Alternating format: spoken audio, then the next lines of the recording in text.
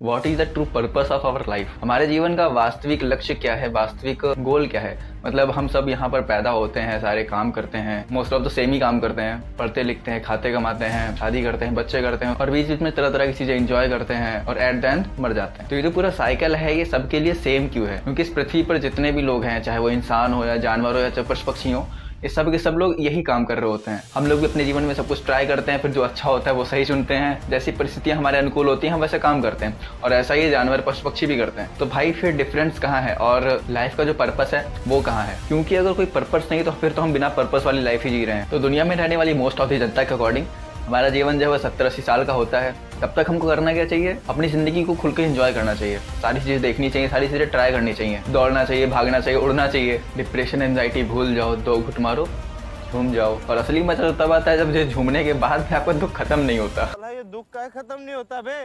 तो ये जो डेफिनेशन बताई है मैंने, मोस्ट ऑफ द केसेस में जो लोग सोचते हैं कि लाइफ ऐसे ही जीनी चाहिए, पैसा कमाना है, फ्रेंड्स बनाने हैं, गर्लफ्रेंड बनानी है और लंबी रेस का घोड़ा बनना है, हमको बहुत आगे जाना है। पर आगे कहाँ तक जाना है ये उनको पता नहीं रहता। तो आज हम जरा भगवत गीता का सहारा लेते हैं कि कहाँ तक जाना चाहिए हमको और कहाँ असल में जाना है, और बाकी जो शास्त्र हैं, वेद हैं, वो क्या कहते हैं इस बारे में कि हमारे जीवन का लक्ष्य क्या होना चाहिए, जीवन का पर्पस क्या होना चाहिए। तो पहली बात, हमारे सारे शास्त्र चीख चीख कर चिल्ला रहे हैं कि जीवन का हमारे जो लक्ष्य है वो है अपने इटर्नल होम में वापस जाना। ये बात शायद समझ में आ गई होगी, शायद कुछ को नहीं आई होगी। जिनको नहीं है उनके लिए और आसान शब्दों में, यहाँ के जितने भी कर्म बंधन है, मोह माया का जाल है, सारा मिथ्या अहंकार है, जो भौतिक दुनिया है, इसके जाल से निकलकर आपको आप जहाँ बिलोंग करते हो, जहाँ के रहने वाले हो, यहाँ बात आपके सोल की हो रही है ना कि आपकी बॉडी की, तो मतलब आपकी सोल जहाँ को बिलोंग करती है वहां तक जाना, ये होना चाहिए आपके जीवन का लक्ष्य। और जैसा कि शास्त्रों में धर्म, काम, अर्थ, मोक्ष, इन 4 चीजों की बात करी गई है, तो ये 4 चीजें हमको उठाने के लिए होनी चाहिए, हमारी आत्मा को या हमारे जीवन शैली को दिव्य बनाने के लिए होनी चाहिए। और हाँ, जो लोग बोलते हैं कि एक ही तो लाइफ है, जितना मजा करना है कर ले,